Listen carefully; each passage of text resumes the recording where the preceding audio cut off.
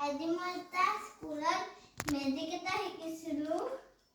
magic হয় আপোনাক পাছত শিকাই দিম আগতে দেখাম এইটো মই কিয়া চাউল লৈ থৈছোঁ এইটো কাপত মই চাউলখিনি ঢালি দিম গোটেইখিনি ঢালিলোঁ পুৰা ফুল হোৱা নাই চবেই চাইছে আৰু এই কাপটোত আমি এইটো ট্ৰান্সফাৰ কৰি দিম এইটো ইমান হৈছে কি এইটো বাহিৰলৈ ওলাই গৈছে খালি এইটো ইমান